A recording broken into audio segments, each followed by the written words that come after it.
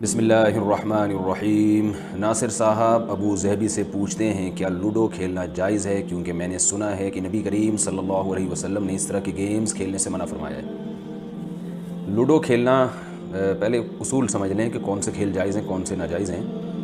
کھیل جو کھیلا جاتا ہے اس کا بنیادی مقصد ہے ذہنی تفریح، کیونکہ رسول اللہ صلی اللہ علیہ وسلم نے ارشاد فرمایا، صحیح حدیث ہے، الا کل لہو باطل، ہر کھیل باطل ہے، یعنی ناجائز ہے، باطل ہے کا مطلب یہی ہے، الا ثلاث، مگر تین کھیل۔ ان تین کھیلوں میں آپ نے فرمایا زوجہ کے ساتھ دل لگی کرنا، گھڑ سواری اور تیر اندازی۔ تو یہ جو تین میں حصر ہے، مقصد تین نہیں ہے، مطلب یہ کہ جو اس نوعیت کے کھیل ہوں گے جس سے فائدہ ہے، جس سے معاشرے میں سدھار پیدا ہوتا ہے، یا آپ کو ذہنی تفریح ملتی ہے، یا وہ جہاد میں میدان جنگ میں کام آتی ہیں وہ چیزیں، تو کوئی بھی مفید کھیل ہوگا تو ہم اس کو کہیں گے کہ جائز ہے، اور جو کھیل مفید نہیں ہے، اس کے فائدے کے بجائے نقصان ہے، تو وہ کھیلنا جائز ہے۔ اب اسی پر تمام کھیلوں کو پرکھ لینا چاہیے۔ میں نے بتایا کہ کھیل کا مقصد ہوتا ہے کہ اہم کاموں سے انسان تھکتا ہے تو ایسی تفریح کے کام کرتا ہے جس سے ذہن کو تازگی ملے۔ تو ایسے کھیل جس میں ذہن کو تازگی ملنے کے بجائے ذہن تھک رہا ہو اس میں آپ کا، جیسے شطرنج ہے، اس میں آپ کا دماغ تھک جاتا ہے، یعنی شطرنج کھیلنے کے بعد آپ کسی اور کام کے قابل آپ کا دماغ کم از کم کئی گھنٹوں تک نہیں رہتا، کیونکہ اتنا زیادہ اس میں دماغ استعمال ہوتا ہے۔ تو دماغ کا تو کام یہ تھا کہ اسے یعنی تفریح پہنچا کے پھر آپ مفید کاموں میں دماغ جیسی اہم نعمت کو آپ خرچ کریں۔ آپ نے دماغ جیسی اہم نعمت ہی ایک ایسے کھیل میں خرچ کر دی جس میں آپ کا دماغ تھک چکا ہے اور وہ اب اہم کاموں کے قابل نہیں رہا، تو وہ کھیل کے مقصد ہی کے خلاف ہے۔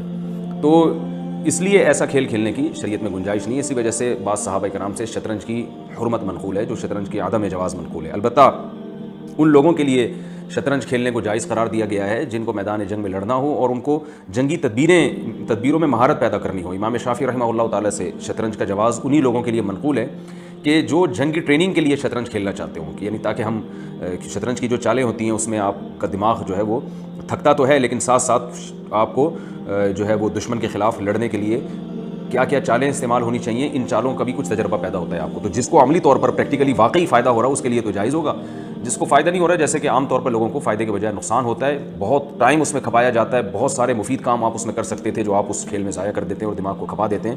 تو شطرنج یا اس سے ملتے جلتے کھیل جس میں دماغ تھکتا ہے وہ ناجائز ہیں۔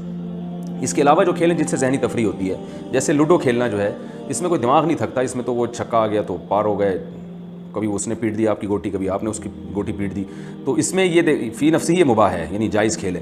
اور اگر اس کے پیچھے اچھے مقاصد ہیں تو مستحب بھی ہوگا، یعنی کوئی مقصد آپ کا یہ ہے کہ میرا دماغ تھوڑا سا فریش ہو جائے گا تو میں پھر مفید کاموں میں اپنے دماغ کو لگاؤں گا، تو اس نیت سے اگر آپ کھیلتے ہیں تو امید ہے کہ کچھ ثواب بھی مل جائے اللہ کی طرف سے۔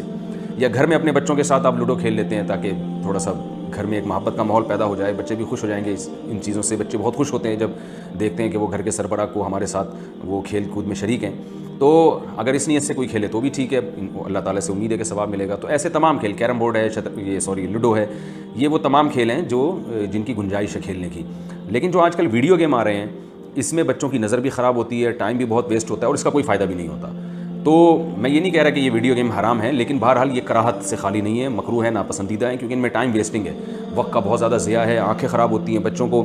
یہ جو ریڑھ کی ہڈی ہے آپ کے، جو اس کے جو مہرے ہیں، ان میں فرق پیدا ہو جاتا ہے۔ جو بچے موبائل پہ لگے رہتے ہیں نا گردن نیچے کر کے، ان کے جوائنٹ میں مسئلہ ہو جاتا ہے۔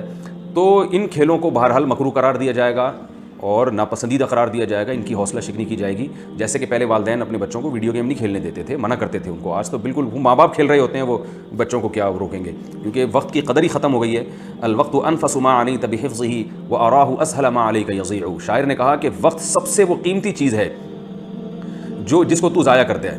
الوقت انفس ما علیک یضیع، سب سے قیمتی ترین چیز اللہ نے جو انسان کو دی ہے وہ وقت دیا ہے، جو ایک دفعہ جانے کے بعد کبھی بھی واپس نہیں آتا۔ یہ ایسا ظالم ہے کہ جب چھنتا ہے نا، کچھ بھی ہو جائے یہ واپس نہیں ملنے کا آپ کو۔ وَأَرَاهُ أَسْهَلَ مَا عَلَيْكَ يَضِيعُ۔ الْوَقْتُ أَنْفَسُ مَا عَنِيتَ بِحِفْظِهِ۔ جتنی چیزوں کو آپ محفوظ رکھ سکتے ہیں ان میں سب سے قیمتی چیز وقت ہے، جس کی آپ کو حفاظت کرنی چاہیے۔ لیکن شاعر اپنا دکھڑا بیان کر رہا ہے کہ لیکن میں دیکھتا ہوں کہ سب سے زیادہ سستی چیز تو نے وقت کو سمجھ لیا ہے اور اس کو ضائع کرنا تیری نظر میں سب سے آسان کام ہو گیا ہے۔ تو یہ اس طرح کے جو گیمز ہیں، ویڈیو گیم جو کمپیوٹر پہ کھیلے جا رہے ہیں، ان میں تو بہت وقت ضائع ہوتا ہے، بہت وقت برباد ہوتا ہے اور حاصل کچھ بھی نہیں ہوتا، ذہنی تفریح بھی نہیں ملتی ان سے۔ تو اس لیے ایسے کھیلوں کا بائیکاٹ کرنا چاہیے۔ اور میں نے بتایا کہ شطرنج تو بالکل ہی ناجائز ہے۔ تو ہاں یہ لوڈو وغیرہ میں ذہنی تفریح ہوتی ہے تھوڑی دیر کے لیے بچوں کے ساتھ، اگر آپ کھیل لیں دوست احباب کی کوئی محفل لگ جائے وقتی طور پر، تو ذہنی تفریح کا سبب بن جاتی ہیں یہ چیزیں، اور اس میں بہت زیادہ انہماک بھی نہیں ہوتا. تو یہ کھیل کھیلنے کی اسلام میں گنجائش ہے. باقی ویڈیو گیم کا بائیکاٹ کریں، بچوں کو روکیں اس سے. اور دوسرے جو کھیل تاش ہے یہ کھیلنا جائز نہیں ہے. جوا لگا کے کھیلنا وہ کسی صورت میں جائز نہیں ہے، چاہے وہ جائز کام بھی ہو، لیکن جوئے کی صورت میں وہ حرام ہو جائے گا، ناجائز ہو جائے گا. تو یہ کھیل کے بارے میں. اسی طرح وہ کھیل جس میں جسمانی تفریح ہوتی ہے، یعنی جسم آپ کا تھکتا ہے اور اس بیس پہ ذہنی تفریح ہوتی ہے، وہ تو بہت ہی مفید کھیل ہیں.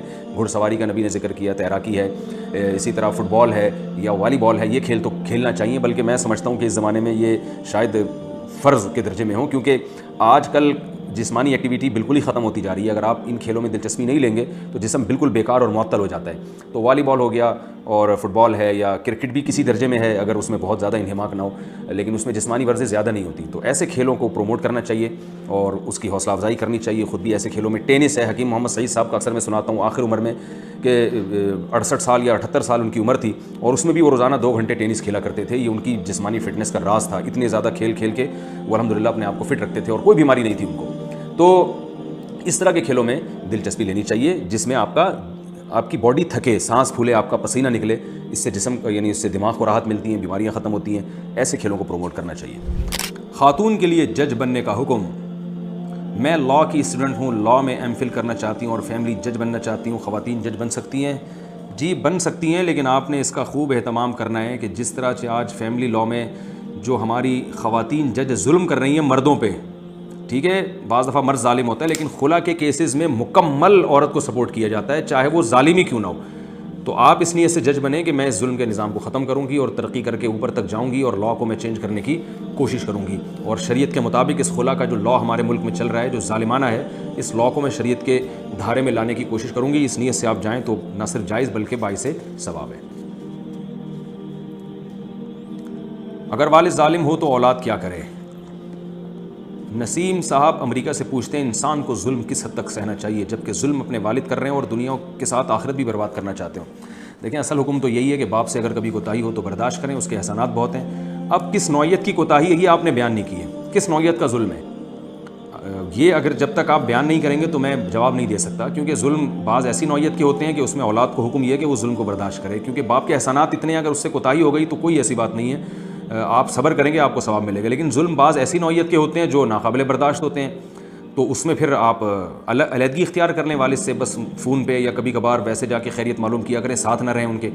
تو کس نوعیت کا ظلم ہے یہ جب تک معلوم نہیں ہوگا اس سوال کا جواب دینا میرے لیے ممکن نہیں ہے. لفظ ضاد کا صحیح تلفظ کیا ہے؟ لفظ ضاد کے بارے میں وضاحت فرما دیں کہ اس کا صحیح تلفظ کیا ہے. اکثر پاکستان انڈیا والے اسے ضاد بلکہ جبکہ عرب والے اسے دعاد پڑھتے ہیں. محمد حمزہ انڈیا سے پوچھتے ہیں. دیکھیے لفظ ضاد جو ہے نا، ضاد یہ زوئیں کے مشابہ ہے. طوا اور ضوا ہوتا ہے نا اس کے مشابہ ہے، دال کے مشابہ نہیں ہے. دعاد پڑھنا بالکل غلط ہے.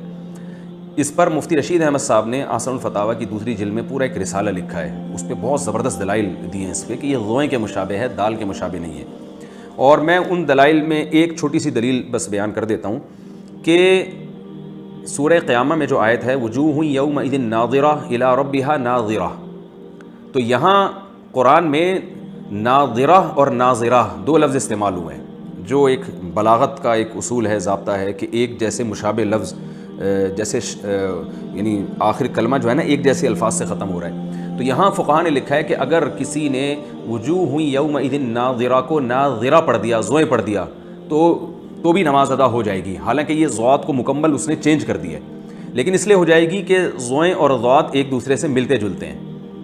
تو اور عام آدمی کے لیے اس میں فرق کرنا جو بہت زیادہ تجوید میں ماہر نہ ہو وہ اس کے لیے وہ فرق کرنا بڑا مشکل ہوتا ہے. تو اتنی شریعت میں گنجائش ہے.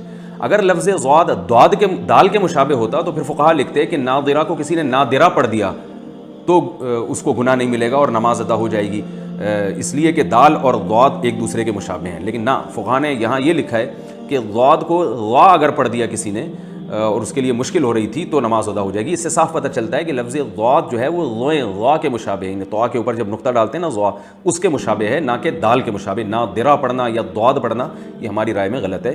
لیکن بہرحال اس مسئلے میں پہلے بھی بڑی لڑائیاں ہوئی ہیں اور بڑے پھڈے بازیاں ہوئی ہیں. تو یہ آپ کو اگر یہ رائے سمجھ میں آتی ہے، اصل الفتاویٰ میں اس کے بہت تفصیل سے آپ کو پورا رسالہ مفتی رشید احمد صاحب نے اس پر لکھا ہے اور زمانہ ماضی کے بڑے بڑے قراء کے حوالے بھی دیے انہوں نے اور بہت مضبوط دلائل دیے ہیں، وہ آپ پڑھ لیں، اگر سمجھ میں آتا ہے ٹھیک ہے، نہیں آتا تو اب یہ ایسا نہ ہو کہ امت میں ایک ضاد اور ضاد کی بحث چھڑ جائے اور اب قاری جو ضاد پڑھ رہے ہیں ان کو جا کے آپ پکڑنا شروع کر دیں اور سمجھانا شروع کر دیں، تو اس سے بڑے بڑے مسائل ہیں، ان کو فوکس کرنا چاہیے۔ ایک رائے کی حد تک یہ میں نے پیش کیا ہے سامنے، کسی کی سمجھ میں آتا ہے ٹھیک ہے، نہیں آئے تو جیسا چل رہا ہے اس کو اسی طرح فالو کرنے دیں، اس میں لڑیں نہیں، بحث مباحثہ نہ کریں۔ ہاتھ کی لکیروں کی کیا حقیقت ہے؟ اسلام میں ہاتھ کی لکیروں کی کیا حقیقت ہے، اس بارے میں دلائل سے رہنمائی فرمائیں۔ بنت عبداللہ کراچی سے۔ بھائی دلائل ان سے پوچھیں جو کہتے ہیں کہ ہاتھ کی لکیروں کی کوئی اہمیت ہے، دلیل کا مطالبہ اس سے کیا جاتا ہے جو دعویٰ کرتا ہے۔ اسلام میں اس کی کوئی حیثیت نہیں ہے، یہ ہاتھ میں لکیریں بنتی ہیں مٹھی بند کرنے کی وجہ سے، تو یہ بنتی ہیں، تو پیشانی پہ بھی لکیریں بن جاتی ہیں، جو ہر وقت یوں کر کے رکھتے ہیں ان کی پیشانی پہ بن جاتی ہیں لکیریں، اور جب انسان بوڑھا ہوتا ہے تو پھر پوری لکیروں کا مجموعہ ہوتا ہے وہ، کیونکہ اس میں سلوٹیں اتنی پیدا ہو جاتی ہیں۔ پھر اس میں پوچھو کہ چہرے پہ جو اتنی لکیریں بزرگ کے پڑی ہوئی ہیں ان کی کیا حقیقت ہے، اور ان کے جو ہے وہ بازو پہ اتنی سلوٹیں آ گئیں اور یہ لکیریں کیا پورے پورے گڑھے بڑھ جاتے ہیں، تو اس کی کیا حقیقت ہے؟ اب میں کہوں اس کی کوئی حقیقت نہیں، آپ نے دلیل سے ثابت کریں۔ تو بھائی جو یہ کہہ رہا ہے کہ یہ لکیریں پڑھنے کی کوئی حقیقت ہے، دلیل اس کے ذمے ہے۔ تو لکیریں تو پڑیں گے جب ہاتھ بند ہوگا، مٹھی بند ہوگی، اور بچہ ماں کے پیٹ میں ہی اس کی ایسے مٹھی بند ہوتی ہے، تو وہ خود بخود قدرتی طور پر لکیریں بن جاتی ہیں۔ ان لکیروں پہ ایمان رکھنا، اس کو تقدیر سمجھنا یا یہ سمجھنا کہ اس کا ہمارے فیوچر سے کوئی تعلق ہے، یہ جہالت کی باتیں اور شرعی تعلیمات کے بالکل خلاف ہیں۔ کیا کدو چھیلنے کا کوئی اسلامی طریقہ ہے؟ بنت شاہین نے پوچھا ہے۔ ہمارے ہاں دیہاتوں کی اکثر عورتیں میں یہ گمان پایا جاتا ہے کہ کدو کو کاٹتے ہوئے اگر اس کی ڈنڈی پہلے اتار لیں تو وہ کدو حرام بم مکروہ ہو جاتا ہے۔ یہ کیا ہے بھائی؟ یہ کون سا بم ہے؟ اور اس کا پکانا ٹھیک نہیں ہوتا، اس بارے میں رہنمائی فرمائیں کہ کیا پہلے کدو چھیل کر پھر ڈنڈی اتاریں یا پھر ڈنڈی اتارنا جائز ہے؟ بھائی جیسے چاہے کدو کھائیں، کدو کو چاہے چھلکا اتار کے کھائیں یا ڈنڈی کاٹ کے کھائیں یا چھلکوں کے ساتھ کھا جائیں یا چھلکے بکری کو کھلائیں، گودا خود کھائیں، چینی ڈال کے کھائیں، مرچیں ڈال کے کھائیں، جیسے آپ کو سمجھ میں آتا ہے کدو کھائیں ضرور، کیونکہ کدو صحت کے لیے بہت مفید چیز ہے۔ اور مزے کی بات یہ کہ ہمارے نبی صلی اللہ علیہ وسلم کو لوکی اور کدو بہت پسند تھا، تو اس نیت سے کھائیں تو اور ثواب ملے گا انشاءاللہ۔ اسلامک بینکنگ کے کار اجارہ کا حکم۔ عبداللہ صاحب کراچی سے پوچھتے ہیں، میرا سوال اسلامک بینکنگ کی کار اجارہ کے بارے میں، کیا یہ اسلامی کس طرح ہے اور کنونشنل بینکنگ سے مختلف کس طرح ہے؟ نیز اگر میزان بینک سے میں گاڑی لیتا ہوں تو وہ مجھے تکافل دیتے ہیں، کیا وہ میرے لیے لینا جائز ہوگا یا نہیں؟ بھائی کنونشنل بینک سے اور یہ جو میزان بینک کا کار اجارہ ہے یا اسلامی بینکوں کے بہت فرق ہے اس میں۔ کنونشنل بینک تو آپ کو قرضہ دے گا، وہ آپ کی بلا سے آپ جو مرضی کریں، اور اگر وہ گاڑی آپ کو گاڑی دیتا ہے تو وہ بینک خود گاڑی خرید کے آپ کو بیچے گا، اور پھر قسطیں وقت پہ ادا نہیں ہوں گی تو سود لگتا چلا جائے گا اس کے اوپر، اور وہ بینک کے پروفٹ میں شامل ہوگا وہ سود۔ تو کنونشنل بینکوں میں یہ 2-3 طریقے رائج ہیں، اس سے ملتے جلتے اور بھی ہیں جو بالکل وہی ہیں، یعنی خالص سود ہے وہ۔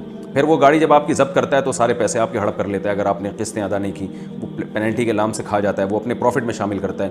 جبکہ اسلامک بینک کیا کرتا ہے کہ آپ کو گاڑی خرید کے وہ مرابحتاً بیچ دیتا ہے، کیش پہ پیمنٹ کر کے گاڑی خریدتا ہے اور پھر آپ کو مہنگی کر کے بیچ دیتا ہے۔ یہ بالکل جائز ہے۔ مہنگی کر کے بیچنے کے بعد بعض دفعہ تو ایسا کرتا ہے کہ بیچتا نہیں ہے، بلکہ گاڑی خریدنے کے بعد آپ کو رینٹ پہ دے دیتا ہے، تو وہ رینٹ آپ ادا کرتے رہتے ہیں اور ساتھ ساتھ گاڑی خریدتے بھی رہتے ہیں۔ گاڑی کے یونٹ مختلف کر دیے جاتے ہیں اور وہ یونٹ آپ جو ہے نا خریدتے رہتے ہیں کرائے کے ساتھ، اور اسی حد تک گاڑی کے مالک بنتے چلے جاتے ہیں، اور ساتھ ساتھ قسطیں پھر اسی حساب سے کم ہوتی چلی جاتی ہیں۔ اور بعض دفعہ ایسے بھی ہوتا ہے، بینک یوں بھی کرتا ہے، کیونکہ ابھی مختلف بینکوں میں مختلف طریقے رائج ہیں، یہ بھی ہوتا ہے کہ وہ آپ کو مہنگے داموں قسطوں میں بیچ دیتا ہے، اور وہ یہ آپ سے کہتا ہے کہ آپ نے اگر قسط بر وقت ادا نہیں کی تو میں آپ سے پینلٹی لوں گا، لیکن وہ پینلٹی میرے پروفٹ میں شامل نہیں ہوگی، وہ اس کا صدقہ کیا جائے گا۔ اور یہ امام مالک رحمہ اللہ تعالیٰ کے مسلک میں یہ اس کی اجازت ہے کہ اگر کوئی شخص وقت پہ پیمنٹ نہ کرے اور آپ اس کو اس کا پابند بنا سکتے ہیں کہ تم پر یہ لازم ہے کہ تم نے وقت پہ پیمنٹ نہیں کی تو تم غریبوں پہ صدقہ کرو گے اتنا اماؤنٹ، تاکہ تمہیں سزا ملے۔ تو چونکہ اب لوگوں کو ایسے چھوڑا نہیں جا سکتا، آپ اگر کسی کو کہہ دیں کہ آپ نے یعنی کھلے عام بینک اس طرح گاڑیاں دے اور کہے کہ پیمنٹ وقت پہ ادا کر دینا، نہیں کی تو کوئی سزا نہیں ہے، تو پھر کوئی بھی ادا نہیں کرے گا۔ یہ پریکٹیکلی یعنی آپ کر کے دیکھ لیں، 1000 میں شاید کوئی ایک آدھ ہو جو پیمنٹ ادا کر دے، تو کوئی نہ کوئی سزا لگانی ضروری ہے۔ تو وہ امام مالک کے قول سے لیا گیا ہے کہ جو ہے وہ آپ پہ جرمانہ لگے گا، لیکن وہ جرمانہ بینک کا پروفٹ نہیں ہوگا۔ تو کنونشنل بینک میں اور اسلامک بینک میں بڑا فرق یہ ہے کہ یہ پینلٹی اسلامک بینک اپنے پروفٹ میں شامل نہیں کر سکتا کسی بھی صورت میں، اور وہ جو کنونشنل بینک ہیں وہ اس پینلٹی کو اپنے پروفٹ میں شامل کرتے ہیں۔ اور پھر اس کے علاوہ بھی بہت سارے فروق ہیں، میں اس پر مستقل ایک بیان میں اسلامک بینکنگ اور کنونشنل بینکنگ میں فرق پر ایک میرا پورا بیان تفصیل سے ڈیٹیل سے میں ریکارڈ کرا چکا ہوں، یوٹیوب پہ آپ سرچ کریں گے میرا نام لکھ کے تو وہ پورا ڈیٹیل میں بیان آ جائے گا، وہ آپ سن لیجئے۔ تو وہ صدقہ کیا جاتا ہے، پھر وہ سال میں وہ لاکھوں کروڑوں کی رقم جو جرمانے کی مد میں جمع ہوتی ہے وہ سب چیریٹی ہو جاتی ہے وہ رقم، تو وہ بینک کے پروفٹ میں شامل نہیں ہوتا۔ کیا بلیک بورڈ سے حدیث مٹانا علامات قیامت ہے؟ اہلیہ قاسم گجرات سے پوچھتی ہیں مدرسہ میں بورڈ کے اوپر چوک سے حدیث لکھتے ہیں اور بعد میں اسے مٹا دیتے ہیں، کیا یہ گناہ ہے؟ کیا یہ قیامت کی نشانی ہے؟ نہیں بھائی، جب حدیث لکھی ہے تو مٹائی بھی جا سکتی ہے، ظاہر ہے وہ وائٹ بورڈ تو اسی کام کے لیے ہے کہ اس پہ طلبہ کو کچھ لکھ کے سمجھایا جائے، پھر اس کو مٹا دیا جائے، پھر کوئی دوسری چیز لکھ دی جائے، پھر مٹا دی جائے، پھر تیسری چیز لکھ دی جائے۔ اگر اس طرح سے مٹانا آپ حرام قرار دے دیں گے وہ تو وائٹ بورڈ پھر سارا، یعنی آپ پھر حدیث تو لکھ ہی نہیں سکتے۔ پھر یہ ہوگا کہ وہ وائٹ بورڈ جب بھر جائے گا حدیثوں سے دوسرا وائٹ بورڈ لا کے لگائیں گے آپ، پھر تیسرا لگائیں گے، تو وائٹ بورڈ کا بزنس تو دنیا میں بہت پھیل جائے گا، اس کے علاوہ مسلمان کسی اور کام کے نہیں رہیں گے۔ تہجد کا صحیح وقت کیا ہے؟ تہجد کے اوقات کے بارے میں تفصیل سے بتا دیں۔ یہاں 4 بجے فجر کی اذان ہوتی ہے، کیا ہم 3:30 بجے اٹھ کر تہجد پڑھ سکتے ہیں؟ کیا اس سے ہمیں تہجد کی فضیلت حاصل ہو جائے گی؟ سہرش کشمیر سے پوچھتی ہیں۔ تہجد کا جو وقت ہے نا وہ رات کا آخری حصہ بہتر وقت ہے، اور رات کا آخری حصہ کیا ہوتا ہے، آپ جو چارٹ ہوتا ہے یا جو نقشے ہوتے ہیں جس میں سحری کا وقت لکھا ہوتا ہے وہ ہر علاقے میں مختلف ہے، تو آپ وہ دیکھیں، یہ نیٹ پہ سرچ کر لیں، نیٹ پہ ایسی اپلیکیشن آتی ہیں جو ڈاؤن لوڈ کر لی جائیں تو آپ کو پتہ چل جائے گا کہ صبح صادق کب شروع ہو رہی ہے۔ تو صبح صادق کا جو وقت ہے اس سے پہلے کا وقت فجر کا تہجد کا وقت ہے، جو سحری کا آخری وقت ہوتا ہے جس میں ہم سحری کھا کے ختم کرتے ہیں۔ تو اذانوں کا اعتبار نہیں ہے، کیونکہ اذانیں تو اکثر صبح صادق کے کافی دیر کے بعد جا کے ہوتی ہیں، تو اذان سے پہلے نہیں، آپ نے وہ نقشہ میں ٹائم دیکھ کے رکھنا ہے کہ صبح صادق کا وقت آپ کے علاقے میں کتنے بجے شروع ہو رہا ہے۔ اگر 4 بجے شروع ہو رہا ہے تو 4 بجے سے پہلے جو نماز پڑھی جائے گی نفل نماز وہ تہجد کی نماز ہوگی، اور 4 بجے کے بعد جو پڑھیں گے وہ تہجد نہیں ہوگی، بلکہ اس میں تو نماز پڑھنا مکروہ ہے سوائے فجر کی 2 سنتوں کے۔ تو اس میں اگر اذان ہو بھی جائے تو وہ، یعنی اگر 4 بجے سے پہلے اذان ہو گئی ہے تو اذان ہونے کے باوجود فجر کا وقت داخل نہیں ہوا، اور اگر 4 بجے کے بعد اذان ہوئی ہے تو 4 بجے آپ کے نقشے میں ٹائم لکھا ہے تو 4 بجے اذان کا وقت، 4 بجے صبح صادق شروع ہو چکی ہے، تو اذان کا اعتبار نہیں ہے، وہ نقشے کا اعتبار ہے۔ اس میں آپ دیکھیں صبح صادق کا ٹائم کیا ہے، صبح صادق کا جیسے ہی ٹائم داخل ہوگا تہجد کا وقت ختم اور فجر کا شروع۔ سونے کی زکوٰۃ کے حساب کا طریقہ ام عماد سعودی عرب سے پوچھتی ہیں، قیمت فروخت اور مارکیٹ ویلیو میں کیا فرق ہے؟ جب ہم زکوٰۃ کے حساب کے لیے سونا مارکیٹ میں لے کر جاتے ہیں تو مختلف دکاندار مختلف ریٹ کہہ رہے ہوتے ہیں، تو کس طرح تعیین کر کے زکوٰۃ ادا کی جائے گی؟ دیکھیں، مارکیٹ ویلیو وہ کہلاتی ہے جو کسٹمر جس پہ خریدتا ہے۔ آپ جب دکاندار سے سونا جس ریٹ پہ خریدیں گے وہ ریٹ ہے مارکیٹ ویلیو اس کی، اس ریٹ پہ آپ کو زکوٰۃ ادا کرنی پڑے گی۔ بیماری کی وجہ سے آنکھ سے نکلنے والے پانی کا حکم۔ واصف بلال حیدرآباد انڈیا سے پوچھتے ہیں، ہم نے سنا ہے کہ شعبے چشم کی بیماری کی وجہ سے آنکھ سے جو پانی نکلتا ہے اس کی وجہ سے نماز نہیں ہوتی، اگر وہی پانی ہم رومال سے پہنچ کر جیب میں رکھ لیں تو کیا اس سے بھی نماز نہیں ہوتی؟ بھائی یہ غلط سنا ہے آپ نے، اس سے نماز پہ کوئی فرق نہیں پڑتا، پانی نکلتا ہو آپ نے پہنچ کے رومال جیب میں رکھ لیا تو اس سے کچھ فرق نہیں پڑتا، نماز ہو جائے گی۔ مخصوص اوقات میں ٹوپی پہننے کا حکم۔ محمد سجاد گجرات سے پوچھتے ہیں، بعض لوگ کھانا کھاتے وقت اور بیت الخلاء جاتے وقت ٹوپی پہننے کو ضروری سمجھتے ہیں، کیا ایسا شرعاً ثابت ہے یا نہیں؟ بھائی ضروری تو نہ سمجھیں، ضروری ہونے کی تو کوئی دلیل نہیں ہے، بہتر ہے، کیونکہ ویسے سر ڈھانپنا پیغمبروں کی سنت ہے، اور اس کا فلسفہ کیا ہے، شیطانی وساوس سے انسان کی حفاظت ہوتی ہے، اس لیے بعض علماء نے کہتے ہیں کہ بیت الخلاء میں بھی شیاطین کے وساوس زیادہ ہوتے ہیں، تو سر ڈھک کے جائیں گے تو اللہ کی رحمت سے امید ہے وہ وسوسے کم پیدا ہوں گے۔ ایک بات ہے، کوئی شرعی دلیل نہیں ہے، اس لیے افضل ہے کہ آداب، بلکہ افضل بھی نہیں کہہ سکتے، ایک ادب کا تقاضا ہے، جیسے کوئی بڑا آپ کے سامنے آئے تو اس کے سر ڈھانپ کے بیٹھنا چاہیے۔ اب اس پہ کوئی قرآن و حدیث میں کہاں لکھا ہے بڑوں کے سامنے سر ڈھانپو؟ تو بھئی ایک عرف میں، اور خود حدیث سے بھی ثابت ہے، آپ نماز پڑھتے تھے سر ڈھانپ کے، تو ایک ادب سمجھا جاتا ہے اس کو۔ تو اس لیے واش روم میں بھی اگر آپ جاتے ہیں تو وساوس سے بچنے کے لیے کوئی اگر سر ڈھانپ کے جائے تو یہ زیادہ بہتر ہے۔ کھانا کھاتے ہوئے بھی سر ڈھانپ لیں تو بھی ٹھیک ہے، نہیں ڈھانپے تو بھی ٹھیک ہے، یہ کوئی ایسی ضروری چیز نہیں ہے۔ بنت ایوب کراچی سے پوچھتی ہیں، کیا گناہ کے باوجود اللہ سے اچھا گمان رکھ سکتے ہیں؟ اللہ سے اچھا گمان رکھنا چاہیے، کیا اس کا یہ مطلب ہے کہ گناہ کرتے رہیں پھر بھی اللہ سے اچھا گمان رکھیں؟ اس طرح تو لوگ گناہ چھوڑیں گے ہی نہیں۔ نہیں بھائی، ایسا بالکل بھی نہیں ہے، اس خوش فہمی میں نہیں رہنا چاہیے۔ گناہ گاروں کے لیے قرآن میں وعیدیں ہیں، اچھے گمان کی خوشخبریاں نہیں ہیں۔ اچھے گمان وہ لوگ رکھ سکتے ہیں جو گناہ سے توبہ کر رہے ہوں اور نیک زندگی کی طرف آنا چاہتے ہوں، ان کو اچھا گمان رکھنے کا حکم ہے۔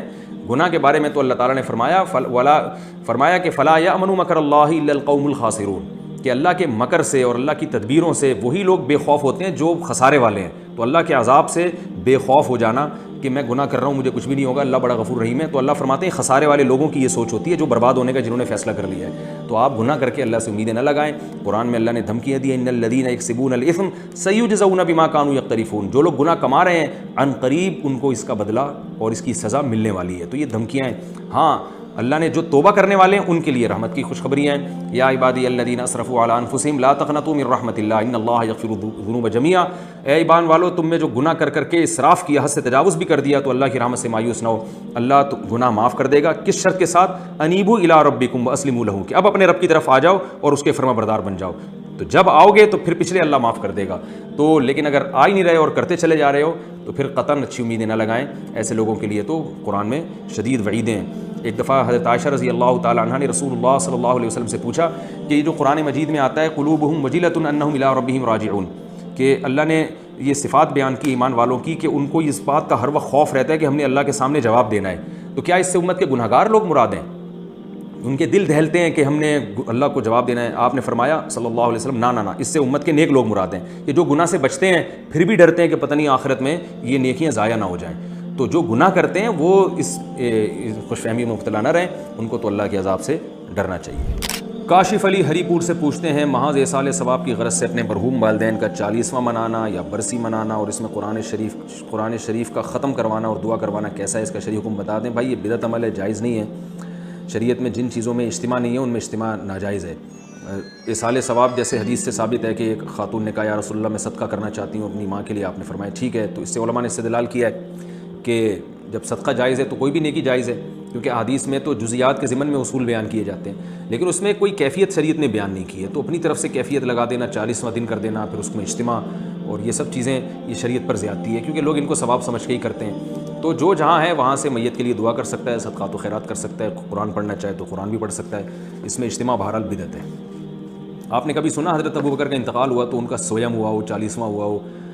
حضرت ابو ہریرہ کا انتقال ہوا تو کسی نے سویم کیا، ان کا 40واں کیا ہو؟ کبھی سنا آپ نے؟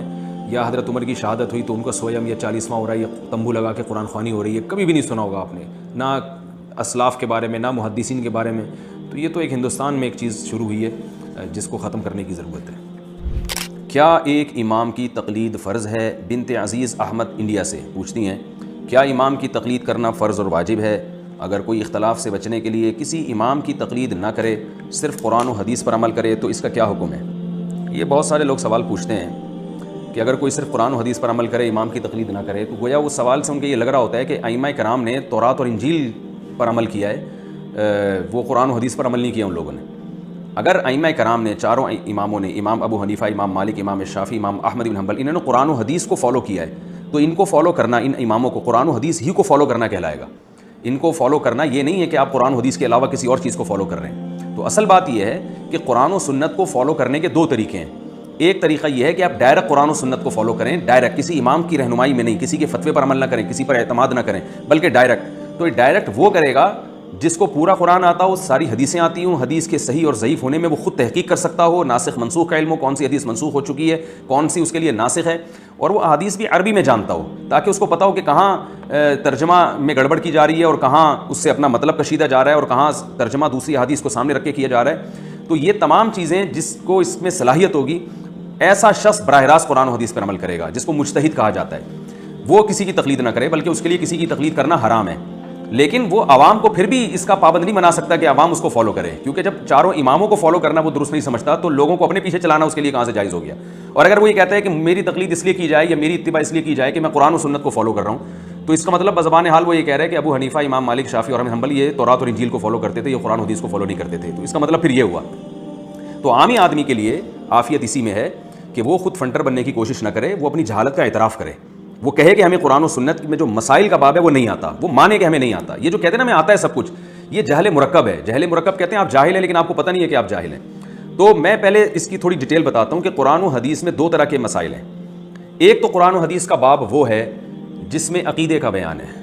اللہ لا الہ الا هو الحی القیوم، اللہ وہ ذات ہے جس کے سوا کوئی عبادت کے لائق نہیں، لا تأخذہ سنۃ ولا نوم. یہ عقائد ہیں جس میں تقدیر کا عقیدہ قرآن نے بیان کیا، جنت اور جہنم کو قرآن نے بیان کیا. یہ قرآن کا باب بہت آسان ہے، اس میں کسی امام کو فالو نہیں کیا جائے گا، کسی کی تقلید نہیں کی جائے گی، کسی کی اتباع نہیں کی جائے گی. یہ غیر مسلم کے لیے بھی ہے، وہ بھی پڑھے گا تو فوراً اس کی فطرت اپیل کرے گی. اور اس میں جو اللہ نے دلائل دی ہے آخرت کے، تم مردہ ہو، زندہ ہوگے قیامت کے دن. اشکال ہوتا ہے مردے ہو کے کیسے زندہ ہوں گے؟ اللہ فرماتے ہیں کہ جو تمہیں پانی کے قطرے سے بنا سکتا ہے وہ تمہیں دوبارہ زندہ بھی کر سکتا ہے. یہ عقیدے کی باتیں ہیں، یہ ہمارے نظریات کو درست کرنے کی باتیں ہیں. یہ باتیں سب جانتے ہیں قرآن میں، جو سب کی سمجھ میں آتی ہیں. اسی طرح قرآن میں جو واعظ و نصیحت کا چیپٹر ہے، جس سے ہمیں ڈرایا جاتا ہے اور جنت کی امیدیں دلائی جاتی ہیں، پچھلی امتوں کے واقعات ہیں، ان فی ذلک لعبرۃ لأولی الابصار، اللہ فرماتے ہیں جو بھی بصیرت والا ہے اس کے لیے اس میں عبرت کا سامان ہے۔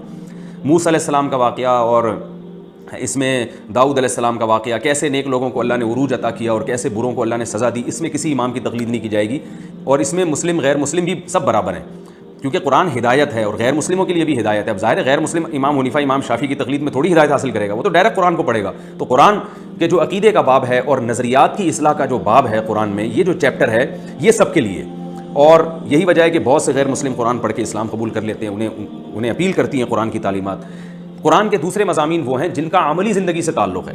ایک غیر مسلم یا ایک مسلمان جب قرآن پڑھ کر اس کا ایمان مضبوط ہو گیا، اسے جنت جہنم پہ یقین ہو گیا، اطمینان ہو گیا، اور اب وہ اس کے لیے عملی طور پہ تیار ہے کہ جس چیز کو اللہ نے حلال کیا میں اسے حلال سمجھوں گا، جس کو اللہ نے حرام کیا میں اسے حرام سمجھوں گا اور عمل کر کے دکھاؤں گا۔ تو اب عمل کا باب جب شروع ہوتا ہے تو اس میں بھی دو قسم کے احکام ہیں۔ ایک احکام وہ ہیں جن کو قرآن نے بہت وضاحت سے بیان کر دیا، اس میں بھی کسی امام کی تقلید نہیں ہے، جیسے قرآن نے کہا لا تقربوا الزنا، زنا کے قریب مت پھٹکو، وراثت کا مال مت کھاؤ، عورت کی وراثت مت کھاؤ، اور مہر ادا کر دیا کرو، ان کی مرضی کے بغیر مہر کو ہاتھ مت لگاؤ، اور جو ہے طلاق کے بعد عورت پہ ظلم نہ کرو۔ اس طرح کے جو معاشرتی برائیاں ہیں، ماں باپ کے بارے میں وصیت کی قرآن نے کہ اچھا سلوک کرو ان کے ساتھ، اور اس طرح کے جو احکام ہیں قرآن مجید میں یہ بہت اللہ نے وضاحت سے بیان کر دی ہے، ان میں بھی کسی امام کی تقلید نہیں کی جائے گی۔ میں اگر اپنے باپ سے اچھا سلوک کروں تو اس کا مطلب نہیں کہ امام حنیفہ نے مجھے کہا ہے اس لیے میں اچھا سلوک کروں، قرآن نے کہا ہے، نبی صلی اللہ علیہ وسلم کا واضح احکامات ہیں اس بارے میں۔ تو یہ وہ منسوخ احکام ہیں جن کے دو مطلب نہیں ہیں، اور ان میں ناسخ اور منسوخ کی بحث ہی نہیں ہے کہ کون سی آیت ناسخ ہے، کون سی منسوخ ہے، کون سی بات کی کون سے پہلے کی، ایسی بحث ہی نہیں ہے۔ یہ چیپٹر بھی قرآن نے بہت آسان رکھا ہے، تو اس میں بھی آپ کسی کی تقلید نہیں کریں گے۔ آگے ہم جب گہرائی میں جاتے ہیں تو پھر کچھ قرآن کی آیتیں ایسی ہیں جس میں اجمال ہے، ان کے دو مطلب بھی نکل سکتے ہیں، یا بعض دفعہ ہم دیکھتے ہیں قرآن کی آیت حدیث سے ٹکرا رہی ہوتی ہے، بظاہر ظاہر ہے حقیقت میں تو نہیں ٹکرا رہی، لیکن ہم اپنی کم علمی کی وجہ سے ہمیں ایسا لگتا ہے کہ یہ دو ایک دوسرے کے اپوزٹ جا رہی ہیں۔ بعض آیتیں ایسی ہوتی ہیں جن کے لغوی معنی ہی دو ہوتے ہیں، یعنی دو مطلب نکل رہے ہوتے ہیں اس کے، جیسے قرآن مجید میں آتا ہے والمطلقات یتربصن بانفسہن ثلاثۃ قروء، کہ جو طلاق یافتہ عورتیں ہیں وہ طلاق کے بعد 3 قرء عدت گزاریں گی۔ قرء، اب قرء کا لفظ استعمال ہوا جس کی جمع قروء آتی ہے۔ اب قرء عربی میں حیض کو بھی کہتے ہیں اور پاکی کی ایام کو بھی کہتے ہیں، طہر کو بھی کہتے ہیں۔ اب امام حنیفہ نے اس کا معنی مراد لیا ہے حیض، لہذا ان کا قول یہ ہے کہ جب عورت کو طلاق ہوگی تو 3 حیض گزرنے کے بعد عدت پوری ہوگی۔ امام شافعی کہتے ہیں اس سے مراد ہے طہر، لہذا جب عورت کو طلاق ہوگی تو 3 دفعہ جب پاکی کی ایام گزریں گے حیض آنے کے بعد تو پھر عورت کی عدت پوری ہوگی۔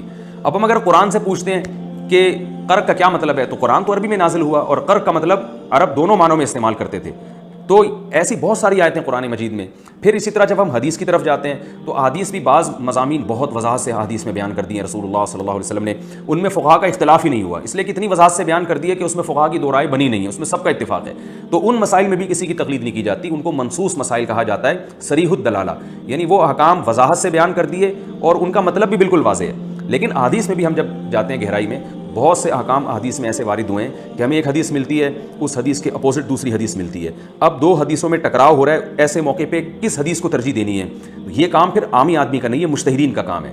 اسی طرح کون سی حدیث پہلے کی ہے کون سی بات کی، بعض دفعہ یہ پتہ نہیں ہوتا، مجتہد اجتہاد کر کے فیصلہ کرتے ہیں کہ یہ بات کی ہے اور یہ والی پہلے کی، لہذا یہ بعد والی کو فالو کریں گے، پہلی والی کو فالو نہیں کریں گے، حالانکہ تاریخوں کا علم نہیں ہوتا، اس میں اجتہاد ہوتا ہے۔ اس طرح بہت ساری مثالیں ہمیں ملتی ہیں، یہی وجہ ہے کہ پھر فقہا کا اس میں اختلاف ہوتا ہے، یعنی اختلاف ہونا اس کی علامت ہے کہ قرآن و سنت میں یہ والے مسئلے جس میں علماء کا اختلاف ہوئے یہ اتنے واضح نہیں تھے، اگر واضح ہوتے تو ابو حنیفہ اور امام شافعی جیسے لوگوں کا اختلاف کیوں ہوتا ہے اس میں، حالانکہ وہ تو سارے حدیث کے ماہر تھے اور تابعین تبع تابعین کے زمانے میں تھے۔ امام احمد بن حنبل تو امام بخاری کے اساتذہ میں سے ہیں، ان کا امام شافعی سے اختلاف ہوا، حالانکہ امام شافعی امام احمد بن حنبل سے بھی زیادہ سینئر ہیں۔ اسی طرح امام مالک تو سب سے سینئر ہیں، حدیث میں سب سے بڑے عالم سمجھے جاتے تھے، لیکن امام شافعی کا ان سے اختلاف ہوا۔ پھر ہم دیکھتے ہیں کہ امام مالک اپنی موطا میں حدیث لے کر آ رہے ہیں، فتویٰ اس کے خلاف دے رہے ہیں، ایسی بھی بہت سی مثالیں ہمیں ملتی ہیں، اس لیے کہ وہ کہہ رہے ہیں کہ یہ حدیث میں لے کر تو آ رہا ہوں لیکن اس کا یہ مفہوم نہیں ہے، اس کا مفہوم کچھ اور ہے، دوسرے اس کا وہی مفہوم لے رہے ہیں۔ تو یہ وہ بحث ہے کہ یہ احکام حدیث میں ہیں لیکن واضح الدلالہ نہیں ہے، اور کچھ ایسے ہیں جو سرے سے حدیث میں ہیں ہی نہیں، ان میں اجتہاد ہے۔ تو اس قسم کے جو احکام ہوں گے اس میں عامی آدمی کی ذمہ داری ہے کہ وہ ان میں کسی ایک امام کو فالو کرے اور باقیوں کو بھی برحق سمجھے۔ وہ یہ کہے کہ میں خود قرآن و حدیث پر عمل کروں گا، یہ دعویٰ ایک جاہل آدمی، یعنی ان مسائل میں کہ میں براہ راست قرآن و حدیث پر عمل کروں گا تو یہ اس کی علامت ہے کہ یہ اپنے جہل کا اعتراف نہیں کر رہا, آتا واتا کچھ بھی نہیں ہے, لیکن اپنے آپ کو ان ائمہ سے بھی بڑا سمجھ رہا ہے ایک آدمی. ایسے ہی ہے جیسے ایک عامی آدمی ڈاکٹر سے کہے کہ میں علاج آپ سے نہیں کراؤں گا, میں میڈیکل سائنس کی کتابیں پڑھ کے خود دوا کھاؤں گا. تو اس کا مطلب یہ ہے کہ آپ اپنے آپ کو وہ بیوقوف ہے جو 4 سال جس نے میڈیکل کالج میں گزارے اور 2 سال اس نے ٹریننگ بھی کی اور ساری دنیا اس کو ڈاکٹر کہہ رہی ہے. تو یہ جو چاروں ائمہ کرام ہیں انہوں نے پوری زندگی قرآن و سنت کے سیکھنے میں لگائی اور پوری امت نے گواہی دی ہے کہ یہ قرآن و سنت کے بہت بڑے مجتہد تھے اور صدیوں پوری امت نے ان کو فالو کیا ہے. بلکہ جو اسلامی حکومتیں قائم ہوئی ہیں اس میں انہی کا قانون نافذ کیا گیا ہے. یہاں تک کہ اب بھی سعودی عرب میں امام احمد بن حنبل کا فقہ نافذ ہے, خلافت عثمانیہ میں فقہ حنفی نافذ تھا, اندلس کی جو خلافت ہے اس میں فقہ مالکی نافذ تھا, ملیشیا میں اب تک فقہ شافعی کو فالو کیا جا رہا ہے. تو 1000 سال سے زیادہ عرصہ ہو گیا امت انہی میں سے کسی ایک سے جڑی ہوئی ہے اور انہی میں سے کسی ایک کو فالو کرتی رہی ہے. جیسے امت نے حدیث کے باب میں امام بخاری کو امام مانا, امام مسلم کو امام مانا, تو فقہ کے باب میں یعنی مسائل کا علم اس باب میں امت نے گواہی دی ہے کہ ابو حنیفہ, امام مالک, شافعی اور احمد بن حنبل یہ امت کے مجتہد ہیں, امام ہیں. فقہ کو مسائل میں ہم ان کو امام مانتے ہیں. تو پھر بھی اگر کوئی اجتہاد کے ایسے عظیم درجے پہ پہنچ گیا ہے کہ وہ اپنے آپ کو ان ائمہ سے زیادہ فنٹر سمجھتا ہے, یا فنٹر کا لفظ نامناسب ہے, اپنے آپ کو اس سے زیادہ بڑا عالم سمجھتا ہے, تو ان کی تقلید نہ کرے. وہ ٹھیک ہے, وہ کہ میں ڈائریکٹ قرآن و سنت کو فالو کروں گا. کوئی اس مقام تک اگر پہنچ گیا ہے کہ وہ سمجھتا ہے کہ میں ان سے بھی آگے جا چکا ہوں, ٹھیک ہے وہ, لیکن وہ اپنی تقلید پھر بھی نہیں کروا سکتا اور اپنے لوگوں کو اپنا فرما بردار پھر بھی نہیں بنا سکتا. اس لیے کہ جب آپ سے بڑے بڑے لوگ موجود ہیں تو آپ پھر انہی کی طرف لوگوں کو ریفر کریں کہ ان کے فقہ کو فالو کرو. یہاں لوگ ایک اشکال یہ کرتے ہیں کہ اگر ہم نے تقلید کرنی ہی ہے یا فالو کرنا ہی ہے تو ان چاروں اماموں کو کیوں, صحابہ کو ہم کیوں فالو نہیں کر لیتے جو ان سے بھی بڑے تھے. تو یاد رکھیں یہ سوال ایسے ہے جیسے کوئی کہے کہ میں حدیث جب لینی ہے تو امام بخاری کی حدیث کیوں لوں, حضرت ابو ہریرہ کی کیوں نہیں لے لیتا. تو اس کو یہی کہا جائے گا امام بخاری نے حضرت ابو ہریرہ ہی کی حدیثیں لی ہیں اور دوسرے صحابہ کی لی ہیں, لیکن امام بخاری کا یہ امت پر احسان ہے کہ انہوں نے حدیثوں کو جمع کر دیا, یہ کام انہوں نے کیا ہے. تو اسی طرح صحابہ کرام نے فقہ کو مرتب نہیں کیا. ان کے فتاوی تو ہمیں ملتے ہیں لیکن مرتب نہیں ملتے کہ وضو کے باب سے لے کے وراثت اور حدود اور قصاص اور غسل کے حکام پوری ترتیب سے ہمیں قانون ایک کتابی شکل میں مل جائے. یہ کام صحابہ نے کیا نہیں ہے, یہ ائمہ اربعہ کے شاگردوں نے کیا ہے. تو لہذا ان کا فقہ مدون ہے, اس میں سب چیزیں مل جائیں گی. ہے یہ وہی فقہ جو صحابہ کرام کا تھا, یعنی اس میں آپ کو حضرت ابو ہریرہ کے اقوال پر بھی فتویٰ ملے گا, عبداللہ بن مسعود کے اقوال پر بھی فتویٰ ملے گا. ان ائمہ نے اپنی طرف سے کچھ نہیں کیا. ہاں یہ ضرور کیا کہ صحابہ میں اگر کسی مسئلے میں اختلاف تھا تو انہوں نے جن صحابی کی بات ان کو دلیل کے زیادہ قریب لگی اس پہ فتویٰ دے دیا اور پھر امت نے اسی کو فالو کرنا شروع کر دیا. تو اس لیے یہ جو آپ نے سوال کیا ہے نا کہ اگر ہم تقلید نہ کریں اور ہم قرآن و سنت کو فالو کریں, یہ سوال ہی غلط ہے. اس لیے کہ آپ نے ان ائمہ کی تقلید کو قرآن و سنت کے علاوہ کچھ اور قرار دے دیا ہے. حالانکہ انہوں نے چونکہ قرآن, اس کی میں اکثر ایک مثال دیتا ہوں کہ ایک گاڑی اگر حیدرآباد جا رہی ہے اور آپ کو پتہ ہے کہ یہ حیدرآباد جا رہی ہے, تو آپ اگر اس گاڑی کو فالو کرتے ہیں تو پھر یہ کہنا کہ تمہیں تو چاہیے تھا حیدرآباد جاؤ, تم اس گاڑی کے پیچھے جا رہے ہو. تو بھائی جب پتہ ہے کہ یہ گاڑی حیدرآباد ہی جا رہی ہے تو اس گاڑی کے پیچھے چلنے والا حیدرآباد جانے والا ہی کہلائے گا. حیدرآباد جانے کے 2 طریقے, ایک یہ کہ کسی کو حیدرآباد کا راستہ معلوم ہے وہ ڈائریکٹ جائے, جس کو معلوم نہیں ہے تو وہ اس گاڑی کے پیچھے چلے جس کو حیدرآباد کا راستہ معلوم ہے. نہ آپ کو خود معلوم حیدرآباد کا راستہ, نہ آپ اس گاڑی کے پیچھے چل رہے ہو جس کو حیدرآباد کا راستہ معلوم ہے, تو اس کا مطلب ہے آپ جا ٹھٹھا رہے ہو, لیبل اس پہ آپ حیدرآباد کا لگا رہے ہو. تو نہ آپ کو پورا قرآن و سنت خود آتا ہے اور نہ ایسی کی تقلید کر رہے ہو جس کو آتا ہے. اس کا مطلب یہ ہے کہ آپ قرآن و سنت کو فالو نہیں کر رہے, آپ کچھ اور گمراہی پھیلا رہے ہیں, فرقواریت پھیلا رہے ہیں, لیبل اس پہ قرآن و سنت کا لگا رہے ہیں. تو قرآن و سنت کو فالو کرنے کے 2 ہی طریقے ہیں, براہ راست یا کسی کی اتباع, اور یہ دونوں طریقے قرآن سے ثابت ہیں. قرآن مجید میں اللہ تعالیٰ کا ارشاد ہے اتبعوا ما انزل الیکم من ربکم, اللہ نے جو قرآن نازل کیا اس کو فالو کرو. یہاں براہ راست فالو کرنے کا حکم. دوسرے مقام پہ قرآن میں آتا ہے واتبع سبیل من اناب الی, اس شخص کو فالو کرو جو میرے راستے پہ چل رہا ہے. یہاں شخصیت کا واسطہ درمیان میں آ گیا. تو ظاہر ہے ایک ہی جیسا خطاب, 2 الگ الگ قسم کے خطاب ایک آدمی کو نہیں کیے جا سکتے کہ براہ راست چلنے کا بھی کہا جا رہا ہو اور کسی کو فالو کرنے کا بھی کہا جا رہا ہو. تو یقیناً یہ 2 الگ الگ قسم کے لوگوں کو خطاب ہے. جن کو پورا قرآن اور پوری سنت آتی ہے وہ ڈائریکٹ قرآن اور سنت پہ چلیں گے, جن کو نہیں آتی تو وہ ان کے پیچھے چلیں گے جن کو آتی ہے. تو یہ ہے اس پوری بحث کا خلاصہ. رہا یہ مسئلہ کہ پھر چاروں میں ایک کی تقلید کیوں, بھائی جس کو چاہو کر لو تقلید. چاروں میں ایک اس لیے ہے کہ اس سے خواہشات کا دروازہ بند ہوتا ہے. یاد رکھیں ہر چیز قرآن میں صراحتاً نہیں ہوتی, اشارتاً بھی ہوتی ہیں. لوگ کہتے ہیں کہاں لکھا ہوا ہے کہ صرف ایک امام کی تقلید کرنی ہے دوسرے کی نہیں کرنی. قرآن میں یہ لکھا ہوا ہے کہ اللہ زمین میں فساد کو پسند نہیں کرتا. رسول اللہ صلی اللہ علیہ وسلم نے بیت اللہ کو اپنی اصل تعمیر پہ کھڑا کرنے کا آپ نے ارادہ کیا. آپ چاہتے تھے کہ بیت اللہ کو اس تعمیر پہ لائیں جہاں ابراہیم علیہ السلام نے, یعنی جو اس کی جو دیوار ذرا یعنی وہ مستطیل شکل میں بن جاتا. لیکن آپ نے یہ ارادہ اس لیے ترک کر دیا کہ زمانہ جاہلیت کے جو نئے لوگ ابھی مسلمان ہوئے ہیں وہ یہ کہیں گے کہ یہ قبلے کو گویا تبدیل کر رہے ہیں, ابراہیم علیہ السلام والا قبلہ نہیں ہے, کوئی اور قبلہ بنا رہے ہیں. تو اس اچھا کام کے باوجود آپ صلی اللہ علیہ وسلم نے فساد کی وجہ سے اس ارادے کو ترک کر دیا کہ امت میں فتنہ نہ کھڑا ہو جائے. تو اس سے پتہ چلتا ہے کہ اس حدیث سے بھی اور قرآن کی دیگر آیات سے بھی کہ ہر وہ کام جس میں فساد کا ذریعہ ہو، خواہشات نفسانیہ یا شہوت پرستی کے پیدا ہونے کا خطرہ ہو، اس کام سے روکا جائے گا. اس کے روکنے کی الگ سے ہمارے پاس چاہے کوئی دلیل نہ بھی ہو، یہی دلیل کافی ہے کہ اس کام کے کرنے سے امت میں فساد پھیل رہا ہے. تو اب اگر ہم پبلک کو اجازت دے دیں کہ وہ جب چاہے جس فقہ کو فالو کرے تو دین ایک تماشا بن جائے گا.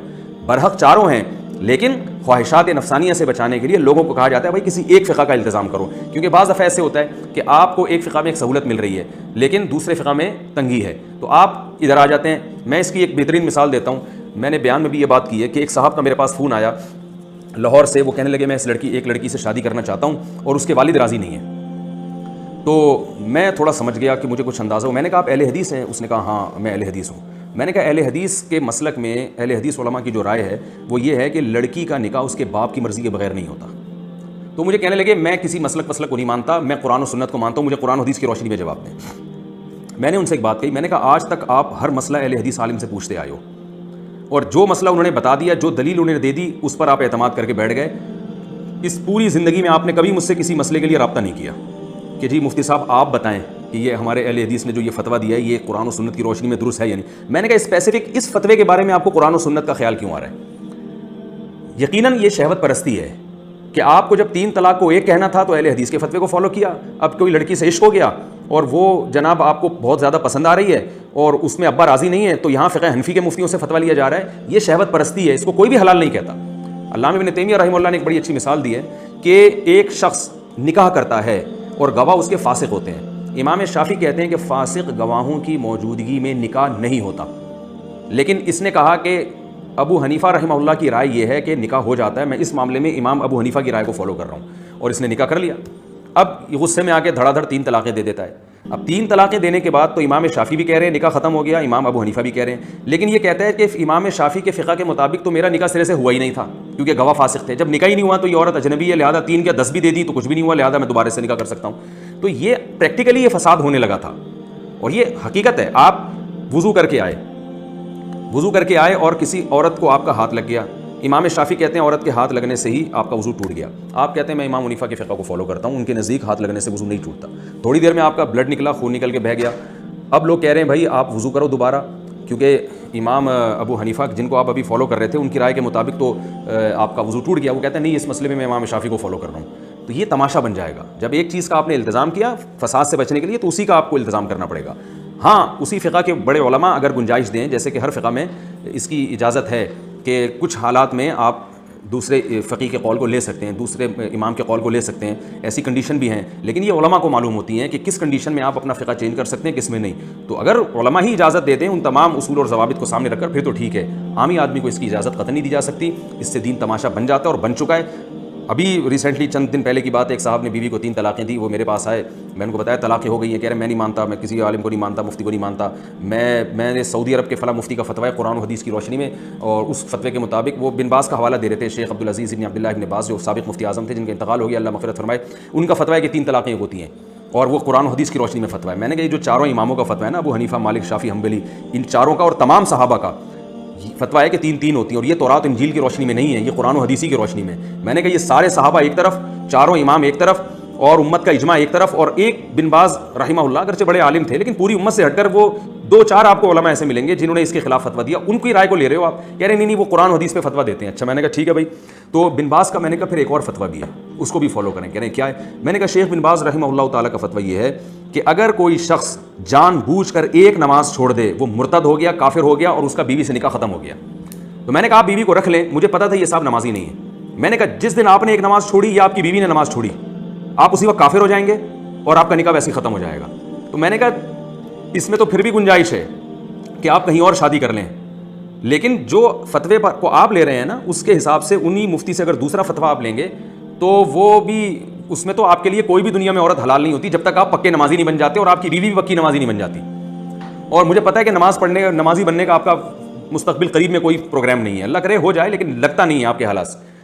تو وہ ہکا پکا ہو گئے، کہتے ہیں یار یہ والا فتویٰ میں نہیں مانتا، شیخ بن باز کا یہ فتویٰ میں نہیں مانتا، میں 3 طلاق کا فتویٰ مانتا ہوں کیونکہ یہ قرآن حدیث کی روشنی میں ہے. میں نے کہا بھائی جان وہ جو انہوں نے کہا ہے نا کہ ایک نماز کا چھوڑ دینے والا کافر ہے، وہ بھی قرآن حدیث کی روشنی میں ہی کہا ہے. اس پہ ان کے پاس دلائل ہیں، وہ ہم نے نہیں یقین آتا تو میں وہ دلائل آپ کو پڑھ کے سناتا ہوں.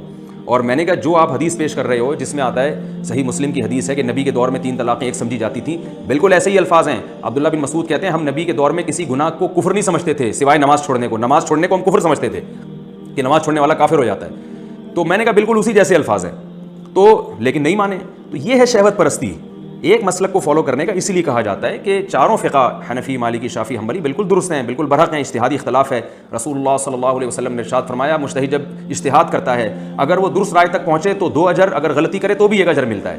تو مجتہدین نے اپنی ثواب دید کے مطابق پوری ریسرچ کر کے امت کے سامنے پیش کر دی. اب امت کو مزید ریسرچ ان مسائل میں نہیں کرنی چاہیے، جدید مسائل میں ریسرچ کرنا چاہیے. جو مسائل حل ہو چکے ہیں ان میں سے آپ کسی بھی فقہ کو فالو کر لیں، یہ آپ کے لیے جنت میں جانے کا انشاءاللہ ذریعہ اور سبب ہوگا. اور اگر آپ نے دوبارہ قرآن و سنت کے نام پہ فروعی مسائل چھیڑے تو یہ قیامت تک حل نہیں ہوں گے. ان میں وہی پھڈا، وہی اختلاف اور اس سے امت متحد نہیں ہوگی. آپ نے جیسے بتایا نا کہ اختلاف سے بچنے کے لیے اگر کوئی کسی امام کی تقلید نہ کرے، اگر آپ تقلید نہیں کرتے کسی امام کی تو اختلاف کم نہیں ہوگا، بڑھے گا. کیونکہ ہر شخص اپنی تحقیق مارکیٹ میں لائے گا جیسے کہ لا رہا ہے، اور اس پہ قرآن و سنت کا لیبل، اور پھر ایک دوسرے کے خلاف طعن و تشنیع، ایک دوسرے کے خلاف کیچڑ اچھالنا، یہ جو کچھ ہمارے معاشرے میں ہو رہا ہے یہ تو ہوگا. اور بات یہ ہے کہ وہ پھر پورے طور پہ قرآن و سنت کو فالو بھی نہیں کرتے. ایک حدیث سامنے ہوتی ہے، دوسری سامنے نہیں ہوتی.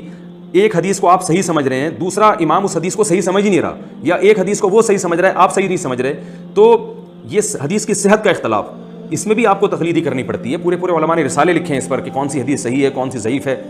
تو جب اتنی چیزوں میں آپ تقلید کر رہے ہیں تو مسائل میں بھی آپ ان علماء کی اگر تقلید کر لیتے ہیں جن پر پوری امت نے اعتماد کیا ہے تو یہ غلط نہیں ہے، شریعت کے بالکل اصولوں کے عین مطابق ہے. لوگ کہتے ہیں ہم اندھی تقلید نہیں کر سکتے، تو یاد رکھیں اندھی تقلید اس کی ہوتی ہے جس کے برحق ہونے پر آپ کو اطمینان نہ ہو. جیسے کہ مشرکین کیا کرتے تھے کہ جب ان سے کہا جاتا ہے کہ اپنے باپ دادا قرآن و سنت کو فالو کرو تو وہ کہتے تھے نہیں ہم اپنے باپ دادا کی اتباع کرتے ہیں. تو اللہ نے فرمایا اولو کان آباؤہم لا یعقلون شیئا ولا یہتدون، اگرچہ تمہارے باپ دادا نہ کچھ سمجھتے ہوں نہ ان میں عقل ہو پھر بھی ان کو فالو کرو گے. اس میں قرآن نے بتا دیا کہ اگر باپ دادا سمجھدار ہوں اور عقل رکھتے ہوں اور سیدھے راستے پر ہوں تو ان کو بہرحال فالو کیا جائے گا.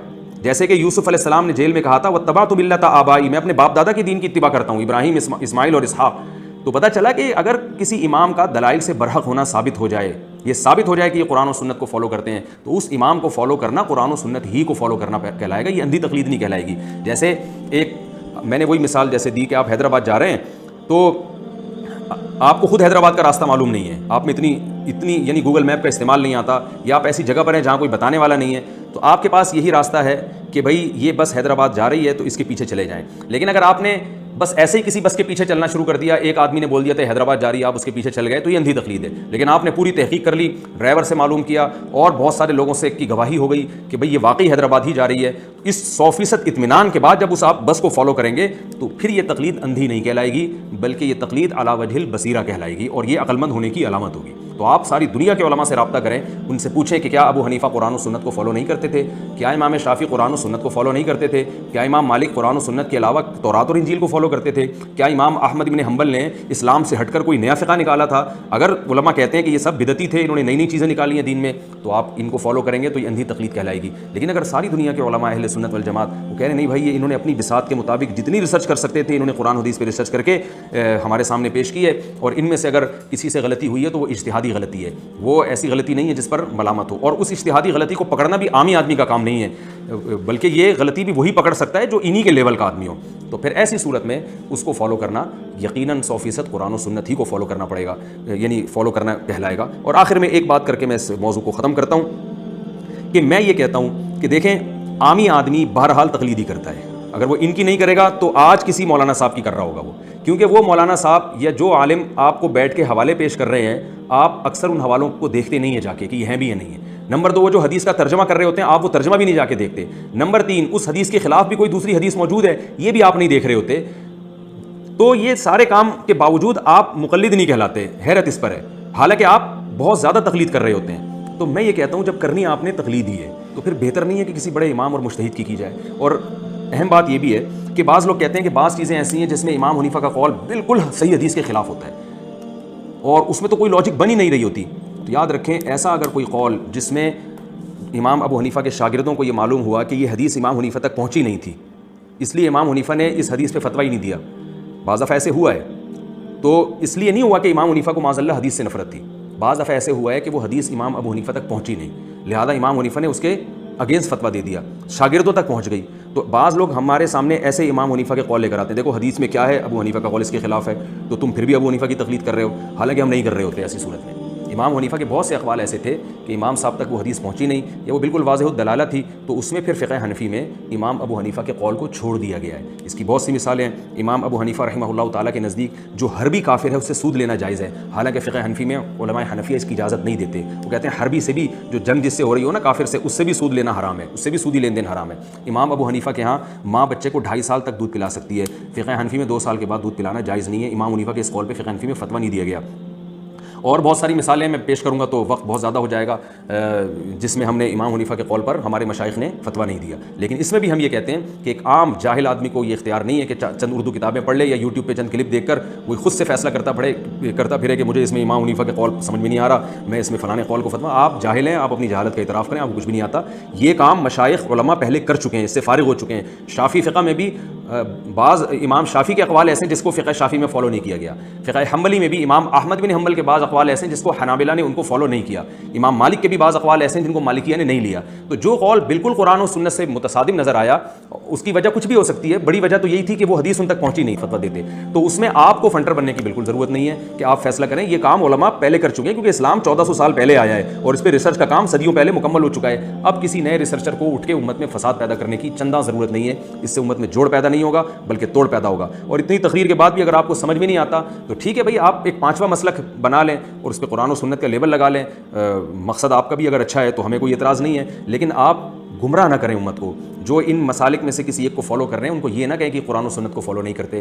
ٹھیک ہے، آپ کی سمجھ میں نہیں آتا تو گن پوائنٹ پہ کسی کو مجبور نہیں کیا جا سکتا. جو بھی قرآن و سنت کو حجت مانتا ہے کسی بھی عنوان سے، وہ ہمارا بھائی ہے اور کلمہ گو ہے. ہم اس سے محبت کے جو ہے وہ طلبگار ہیں. ہم اس سے نکاح کو جائز سمجھتے ہیں اور اس سے مالی لین دین کو جائز سمجھتے ہیں کہ کیونکہ اہل سنت والجماعت کے جو بنیادی عقائد ہیں اس میں اگر وہ ہمارے ساتھ شریک ہے، وہ بنیادی عقائد یہی ہیں: آخرت پر ایمان، تمام صحابہ سے محبت اور تمام محدثین اور بڑے بڑے فقہاء ہیں ان کا احترام کرنا، جس میں ائمہ اربعہ بھی داخل ہیں. اور ان بنیادی چیزوں میں اگر وہ ہمارے ساتھ شریک ہے، ان بنیادی عقائد میں، تو فروعی اختلاف اگر ہو بھی جاتا ہے تو پھر ہم بہرحال اس کو گمراہ نہیں کہتے. لیکن ہماری رائے یہی ہے کہ اس زمانے میں کسی ایک کو فالو اگر آپ نہیں کریں گے تو امت میں جوڑ نہیں ہوگا بلکہ فساد پیدا ہوگا. لہذا جو بحثیں ہو چکی ہیں ان کی فائلوں کو سمیٹ دیا جائے، لپیٹ دیا جائے اور اب ان مسائل پہ کام کیا جائے جن پر پہلے کام نہیں ہوا. اللہ تعالیٰ عمل کی توفیق عطا فرمائے. خواتین کا کو ایجوکیشن اسکول میں جاب کرنا. احمد پشاور سے: مجھے ایک کو ایجوکیشن اسکول میں جاب ملی ہے جو میٹرک تک ہے، مجھے جاب کی ضرورت بھی ہے، کیا میں عبایا کے ساتھ یہ جاب کر سکتی ہوں؟ جی نہیں، یہ جاب جائز نہیں ہے. کو ایجوکیشن میں اگر آپ جوان ہیں اور جوان عورت کا اس طرح مردوں میں جا کے، ٹھیک ہے آپ برقعے میں ہوں گی لیکن برقعے میں بھی تو وہ تو کبھی کسی مردوں کے سامنے سے گزرنا پڑے تو برقعہ پہن کے گزر سکتی ہیں. مستقل وہاں کھڑے ہو کر روزانہ ان کو ٹیچ کرنا، ان کو پڑھانا، یہ یقیناً فتنے کا ذریعہ ہے. لیکن اگر آپ کا مسئلہ یہ ہے کہ آپ کے پاس یعنی کوئی کمانے والا نہیں ہے اور گھر میں جو مرد ہیں وہ بھی کفالت کے لیے تیار نہیں ہے، تو پھر ایسی مجبوری میں کوئی اور جاب بھی نہیں مل رہی، تو پھر ایسی مجبوری میں آپ پردے کے ساتھ یہ جاب کر سکتی ہیں. جیسے ہی کہیں اور اگر آپ کو جاب ملے تو یہ فوراً چھوڑ دیں. لیکن یہ ذہن میں رہے کہ یہ جو ناجائز ہم کہہ رہے ہیں اس کو فتنے کی وجہ سے کہہ رہے ہیں. بعض خواتین اتنی ایجڈ ہوتی ہیں ان کو فتنے کا اندیشہ نہیں ہوتا. جوان عورتوں کے لیے میں یہ حکم بیان کر رہا ہوں کہ اور سامنے بھی بیٹھے ہوئے جوان مرد ہوں تو چاہے برقعے میں ہی ہوں لیکن روزانہ اس طرح سے ٹیچ کرنا، ان کو پڑھانا، لیکچر دینا، اس میں بہرحال یہ صحیح نہیں ہے اور عورت کے حیا کے بھی بالکل خلاف ہے. لیکن اس کے باوجود آمدن بہرحال جائز ہوگی. آمدن جائز اس لیے ہوگی کہ وہ آمدن جو مل رہی ہے وہ ٹیچنگ کی مل رہی ہے. وہ ٹیچنگ بذات خود ایک جائز کام ہے. تو اس لیے جب میں نے اس کو یہ کہا کہ جن صورتوں میں ایسا کرنا ناجائز ہے تو وہ یعنی فتنے کی وجہ سے ناجائز ہے، تو اس ناجائز ہونے کے باوجود جو تنخواہ ملے گی اس کو ناجائز نہیں کہا جا سکتا، کیونکہ تنخواہ جو مل رہی ہے وہ تو ٹیچنگ کی مل رہی ہے اور ٹیچنگ بذات خود ایک جائز کام ہے. اس کا طریقہ کار غلط ہو رہا ہے تو طریقہ کار جب غلط ہوتا ہے تو پھر اس کو آمدن بہرحال ناجائز نہیں ہوتی، کیونکہ آمدن تو وہ جو ہے نا اس ٹیچنگ کے عوض میں آپ کو دی جا رہی ہے. کیا لے پالک بچے کا میراث میں حصہ ہوگا؟ فواد احمد صاحب میر پور خاص سے پوچھتے ہیں. اگر کوئی شخص کسی یتیم بچے کو پالتا ہے تو اس بچے کا اس پالنے والے کی جائیداد میں حصہ ہوگا یا نہیں ہوگا؟ اگر ہوگا تو کتنا ہوگا؟ بھائی بالکل نہیں ہوگا، کیونکہ اللہ تعالیٰ نے اولو الارحام بعضهم اولی ببعض فی کتاب اللہ، اللہ فرماتے ہیں جو خونی رشتے ہیں ان کو میں ترجیح دیتا ہوں، تو ان کا حصہ نہیں ہے. البتہ کوئی زندگی میں کوئی چیز ان بچے کو دے دے اور ہینڈ اوور بھی کر دے تو پھر بچہ اس کا مالک بن جائے گا. بھووں کے بال ملے ہوں تو کیا کاٹ سکتے ہیں؟ بھویں یعنی آئی بروز کے درمیان بال اگر زیادہ ہوں تو کیا مردوں کے لیے ان کا کاٹنا یا کم کرنا جائز ہے؟ فہد صاحب بیپٹ عباس سے پوچھتے ہیں. انہوں نے مردوں کے لیے پوچھا ہے، یعنی مرد آئی بروز بنا سکتا ہے کہ نہیں؟ تو تو بھائی نہیں بنا سکتا. جیسے خواتین کے لیے ناجائز ہے, مردوں کے لیے بھی ناجائز ہے. البتہ خواتین کے بال اگر بہت زیادہ گھنے ہیں, جو حدیث میں آتا ہے نا کہ آپ صلی اللہ علیہ وسلم نے آئی بروز کے بال عورت کو نوچنے سے منع کیا اور اس عورت پہ لعنت فرمائی ہے, تو علماء کہتے ہیں اس کی علت ہے تغییر خلق اللہ, یعنی اللہ کی بنائی ہوئی شکل کو بگاڑ رہے ہیں آپ. تو اگر کسی خاتون کے بال بہت زیادہ بھدے ہوں, یعنی ایسے ہوں کہ وہ خلق اللہ اس طرح ہوتی نہیں ہے, بالکل ملے ہوئے ہوں اور بہت گھنے ہوں, بہت ہی برے بھدے لگ رہے ہوں, بالکل واضح فرق ہو, تو پھر اس خاتون کے لیے گنجائش ہے کہ وہ شوہر کے لیے زینت اختیار کر سکتی ہے, اور اتنے کہ وہ نارمل خواتین کی طرح ہو جائیں. ایسا نہیں کہ وہ خوبصورت بنائے اپنے آپ کو, باریک وہ بنانے کی کوشش کرے, ایسا نہیں, بلکہ اتنے جتنا عام طور پر خواتین کے بال ہوتے ہیں اس حد تک نوچ سکتی ہے. تو یہ خواتین کا حکم ہے. مردوں کے بارے میں مجھے ایسی کوئی وہ گنجائش کی بات نہیں ملی. ہو سکتا ہے مردوں کے لیے بھی گنجائش ہو کہ بہت ہی بھدے ہوں, لیکن میرے علم میں ایسی کوئی بات نہیں, اس لیے میں اس بارے میں کوئی فتویٰ نہیں دے سکتا. آپ دوسرے علماء سے اس بارے میں رجوع کر لیں. گھر میں کالا سایہ ہو تو کیا کریں؟ مریم قمر کراچی سے پوچھتی ہیں مجھے کچھ دنوں سے اپنے گھر میں کالے سائے محسوس ہو رہے ہیں, اس سلسلے میں مجھے کیا کرنا چاہیے؟ اس سلسلے میں آپ کو اللہ کا شکر ادا کرنا چاہیے کہ سائے کا رنگ کالا ہی ہوتا ہے اور الحمدللہ آپ کو کالا ہی نظر آ رہا ہے. اگر آپ کو گھر میں سفید سائے نظر آتے تو پھر آپ کو فوراً کسی نفسیاتی ڈاکٹر سے رابطہ کرنا چاہیے تھا, یا آپ کو اپنی آئی ٹیسٹ کروانی چاہیے تھی کہ کہیں خدا نخواستہ بعض لوگ کلر بلائنڈ ہوتے ہیں کہ ان کو رنگوں میں فرق ہی محسوس نہیں ہو رہا ہوتا, تو ایسا تو نہیں ہے کہ کالا سایہ ہو آپ کو سفید نظر آ رہا ہو تو آنکھوں کا کوئی فالٹ ہوتا. لیکن یہ اللہ کا جتنا آپ شکر ادا کریں یہ کم ہے کہ سایہ کالا ہی ہوتا ہے اور الحمدللہ آپ کو کالا ہی نظر آ رہا ہے. ہاں ممکن ہے آپ کا سوال یہ ہو کہ سایہ کس چیز کا ہے, وہ چیز نظر نہیں آ رہی ہوتی, شاید آپ کا پوچھنے کا مقصد یہ ہے کہ چیز نظر نہیں آ رہی اور کالا سایہ نظر آ رہا ہے. تو اگر یہ ہے کہ چیز نظر نہیں آ رہی اور سائے محسوس ہو رہے ہیں تو بھی نفسیاتی ڈاکٹر سے آپ فوری طور پہ رابطہ کریں. جن چڑیل بھوت نہیں ہے یہ ذہن میں رکھیں آپ, وہ جب کوئی چیز ہے نہیں اور سائے بلا وجہ نظر آ رہے ہیں تو بعض دفعہ یہ پھر اپنے ذہن کا بھی ایک فالٹ ہوتا ہے, تو فوری طور پر کسی ڈاکٹر کو دکھائیں. میں دل سے دعا کرتا ہوں اللہ تعالیٰ آپ کو شفائے کامل عاجل عطا فرمائے تاکہ آپ کو اسی چیز کا سایہ نظر آئے کہ وہ چیز بھی موجود ہو, جو چیز موجود نہیں ہے اس کے سائے آپ کو نظر نہ آئیں. دل سے میری دعا ہے. قد بڑھانے کے لیے کیا عمل کریں؟ ہائٹ بڑھانے کے لیے کیا کرنا چاہیے اور کیا کھانا چاہیے؟ عبد الرحمن صاحب پشاور سے پوچھتے ہیں. عبد الرحمن بھائی, قد بڑھانے کے لیے کیا کرنا چاہیے ایک تو شرعی مسئلہ نہیں ہے, یہ تو میڈیکل سائنس کا اور حکمت کا مسئلہ ہے. اس کے لیے تو آپ قبلہ حکیم سے رابطہ کریں یا کسی ڈاکٹر سے رابطہ کریں کہ مجھے قد بڑھانے کے لیے کیا کرنا چاہیے. لیکن جب آپ نے پوچھ ہی لیا ہے تو میری جو ٹوٹی پھوٹی نالج ہے اس بارے میں میں بتا دوں کہ میں نے جہاں تک سنا ہے, بعض ڈاکٹروں سے سنا ہے کہ قد بڑھا ہی نہیں سکتے آپ, یہ قدرت کی طرف سے ہوتا ہے, کچھ بھی کر لیں. اور بعض سے ہم نے یہ بھی سنا ہے کہ قد بڑھانے کے لیے جو دوائیں کھائی جاتی ہیں وہ ہارمونز کو گڑبڑ کر دیتی ہیں, اس سے شاید کچھ تھوڑا بہت قد بڑھ جائے لیکن اندر سے آدمی کا جسم بہت ڈسٹرب ہوتا ہے, کوئی پیچیدہ بیماری لگنے کا خطرہ ہوتا ہے. تو بہتر یہی ہے کہ آپ قد کو چھوڑ دیں اپنے حال پہ اور آپ روحانی قد بڑھانے کی کوشش کریں. بعض صحابہ چھوٹے قد کے تھے, کارنامے ان کے بڑے بڑے تھے. دنیا میں ایسے بہت سے لوگ گزرے ہیں جن کے جسمانی لحاظ سے قد چھوٹے تھے مگر کارنامے انہوں نے ایسے کیے کہ اس لحاظ سے روحانی اعتبار سے ان کے قد بہت بڑے تھے. تو آپ کو چاہیے کہ آپ اپنی جسمانی ہائٹ کو بڑھانے کے بجائے آپ روحانی ہائٹ کو بڑھانے کی کوشش کریں, اس سے آپ کی عزت ہوگی دنیا میں بھی اور انشاءاللہ آخرت میں بھی. ہم نے تو کتنے لمبے دیکھے ہیں, وہ لمبے ہونے کے باوجود ان کی معاشرے میں کوئی عزت نہیں ہے, ان کے کام ایسے ہیں.